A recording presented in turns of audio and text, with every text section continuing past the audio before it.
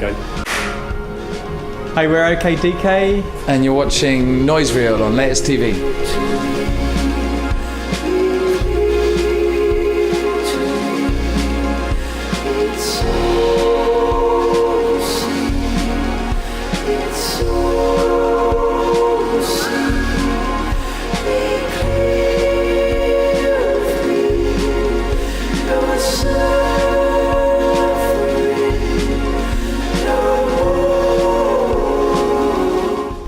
Right, we're down at the Hope and Ruin with the chaps from AKDK, setting up for a gig tonight. Guys, how you doing? Good, thanks. Yeah, how you doing? Yeah, very well. Good. Yeah, I'm very well myself. Cheers. Now, 3 to 4 years ago, you guys were generally just winging it live, weren't you? Yes, Is that being cruel? And well, kind of, yeah. And still, to some extent, we still do a lot of improvising at the moment as well. It tends to be. We've got songs now. And people who've bought our last record, they come to gigs and they want to hear some of the songs off the record, but often actually live the better ones are the jams and the sort of wig outs. You've got a back catalogue now. You've got people listening to your material on record and perhaps coming to gigs to see you play those songs that they've heard. Whereas 3 or 4 years ago, you were, it was completely improv, and perhaps people were coming for that sort of marvel of improvisation. So yeah, how do you meld the two now? Well, we're still very much based on being a live band, and that's where you get the real experience of AKDK. And for you, where's the excitement? Is it playing a song that perhaps people know and are singing back with you, or they already know and have come to see you for, or is it really completely improvising and doing it off the cuff, really? Yeah, I mean, I'd say really it's the second one, the improvisation. It is fun when people know the songs, and that's happening a bit more, and those are songs that we really like as well, thankfully. For me, the excitement is still really when you're improvising. Even if we're playing a song, there's elements of improvisation within that, and that's what keeps it fresh, and that's what keeps it exciting. That's what makes each gig different from the last, really. Talking keyboards, right? Let's maybe get a bit geeky. You like your gizmos, you like your electronics. Have you bought anything new recently that you've been dabbling in? Yeah, myself. Yeah, I've got a new modular synth. It's not with us today, but that's a make noise shared system for anyone who cares or knows about that stuff. Yeah, it's amazing. It's a dreamy synth. We need to talk about the new track, Lagom. Yeah. Have I got that right? Who, where, what is that? Lagom. Yeah, it's about only taking the right amount so that everyone can have enough. And I just thought that is extremely apt warning for today's times. So it's all about that. It's all about not taking too much. And there's a lot to be learned from those Scandies, isn't there? They got something going right. Yeah. And you got a new video coming out for Lagom as well. That's right. What is the concept of that? It is about excess. Yeah, it's someone. Someone consuming to excess in front of the camera. Has composing in your studio been easier the more you're sort of doing pre-prepared material, or are you still literally writing completely improvised, like it's coming about completely in an improvised way? All the new stuff is still, we improvise in the studio. We just get in the morning, set up, hit record, and the computer just records all day, and we just mess around at 6 o'clock in the evening, press stop and go home again. And generally that's how our records are made. This time around, of course, then you have to do a lot of editing and finding. It must take a long time to go back through it all. It takes a long time, yeah. But then for this one, we've actually tried to do some vocals. Okay. Just try something new. We've added them on. We maybe had ideas for them, but we've added them on afterwards. So the whole album has a slightly different feel. The first one is so chaotic and loose and free, and the second one I think still has elements of that, with a slightly more sophisticated sheen, I would say. A sheen. Is that Charlie Sheen's brother? Yeah, sophisticated sheen. All right, and let's look forward. So, album's coming out. The single's out now, yeah? Yep. Released. When's the video release, and where can people find that? Yeah, well, obviously you can check our Facebook and our Instagram and our Twitter, and our Bandcamp and our SoundCloud, and it'll be on the YouTube. It'll be on the internet. Okay, and what's the calendar like for the rest of the year? Any festivals you're looking forward to, or shows come up in Brighton again? We've got a gig coming up with Super Hands from Peep Show in London in Not a comedy gig. He does like a DJ set. I'm not sure what genre it is, but it's going to be pretty eclectic, banging. Probably another big tour, another tour in autumn. Maybe the album. You never know. Thank you very much, guys. Appreciate your time. Thanks. Bye-bye. Brighton's known for its music scene and holding hundreds of gigs every night of the week. But what if you're disabled? Well, we've come down to the Comedia to check out a charity fundraiser that enabled disabled people to go out and enjoy the live music. Let's go meet the guys from Stay Up Late. I'm here with Paul and Victoria from Stay Up Late.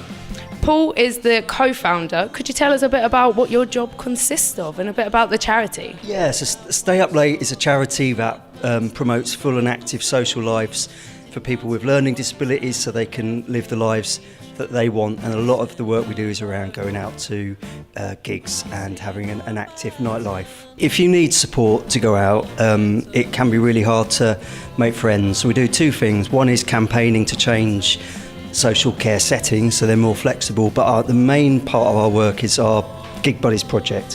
What that does is it matches up people with learning disabilities with a volunteer who loves the same kind of music, so they can go out, go to mainstream gigs and build friendship. So Victoria, what is your job within Stay Up Late?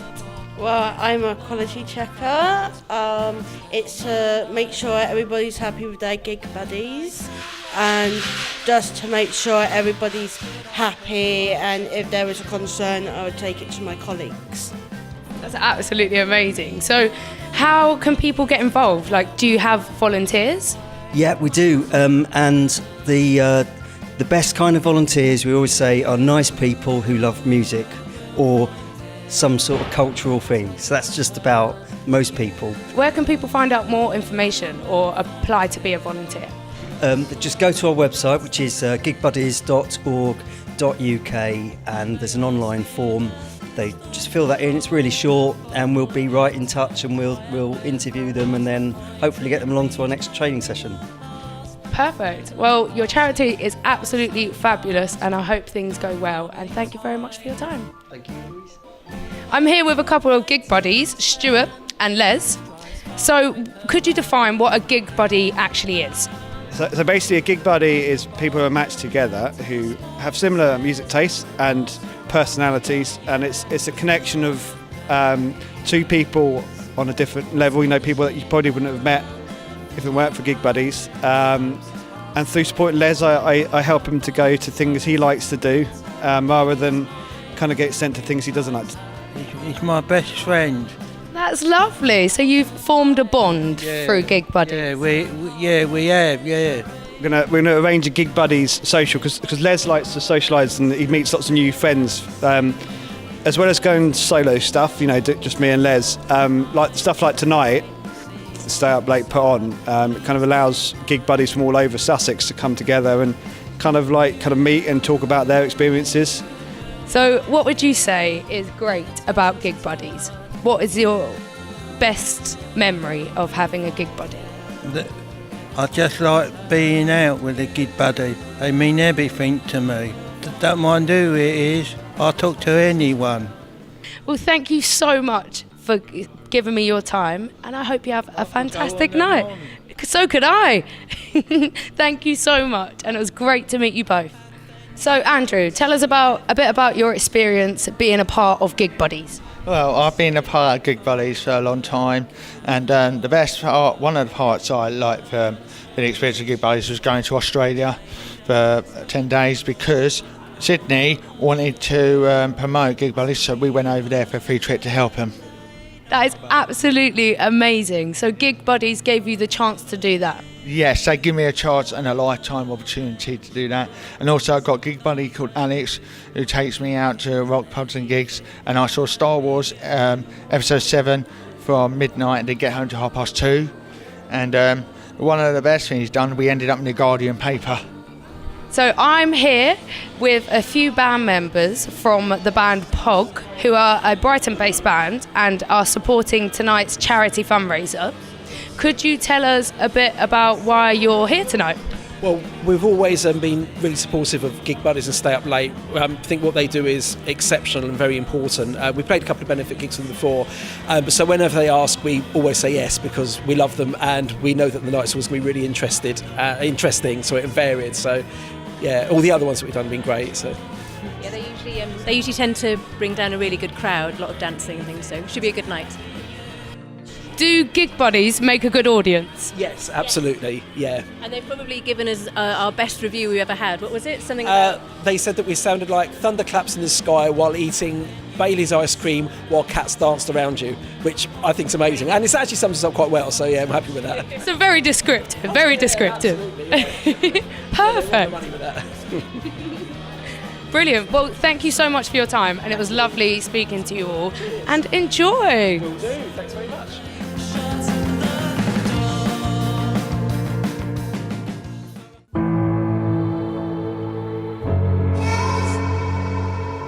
Hi, I'm C. Duncan and you're watching NOISEreel on Latest TV.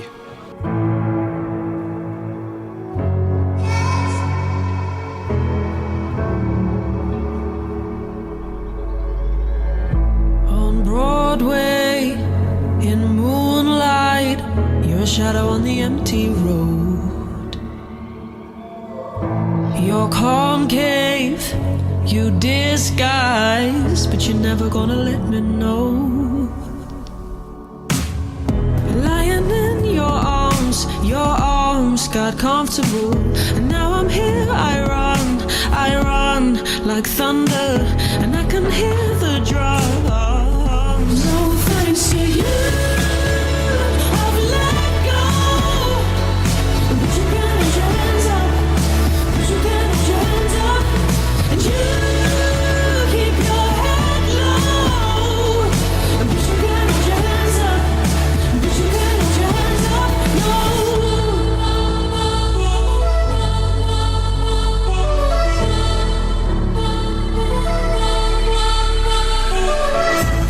Backseat of your car is you bought an adopted home.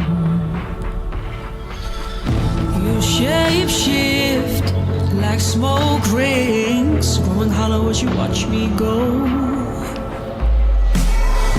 Lying in your arms got comfortable, and now I'm here. I run like thunder, wearing thin your mask destructible, and I can hear the drums. No thanks to you, I've let go.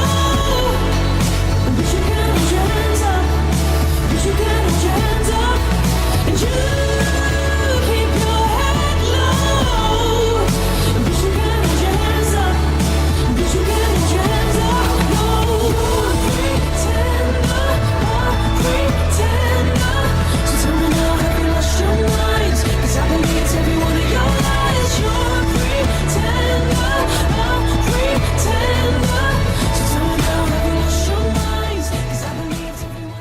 Hey, I'm Christopher Duncan, or C. Duncan, as I'm known under my artist name. Reason I shortened my name is because, well, you know, there isn't actually really a reason. We came up with 3 names: Chris Duncan, Christopher Duncan, and C. Duncan, all very, very imaginative, and we went for the shortest, and that's why I'm called C. Duncan. I had my bed, and down at the bottom of the bed was a desk with basically an external sound card, microphone, and a pair of headphones and an old guitar, and that's what I did the first album on, and then using kind of onboard synths and stuff like that. Second album I upgraded slightly by taking over another room in my flat, this tiny box bedroom in the back. Turned that into a little studio, and I got some monitors. I love writing music, although there used to be a much bigger divide between that and doing live. I used to playing live because I'm a composer essentially. That's what I studied. I'm quite reclusive, so like being out on stage all the time and stuff, I found that really hard to begin with. But now the both are kind of getting to meet kind of in enjoyment levels. I'm getting really used to being out and about all the time. What I can't do without on tour, there's a few things. Belgian beer, I like Belgian beer a lot. I really like Triple Carmelite. I always take a pair of scales with me on tour because when we tour we eat like crazy, and I always go home about 2 stone heavier. So I need a pair of scales just so I can keep an eye on things as we go. And sleep. We need sleep on tour, and quite often we don't get enough. Yeah, they're both quite different albums. First one's it's very acoustic, although it's got lots of kind of funny little noises in it here and there. It's definitely more of a kind of guitar-driven album, I guess. And I was very much trying to find my sound at that point. So it's kind of a bit of a journey, from me recording the first track to how the final thing ended up.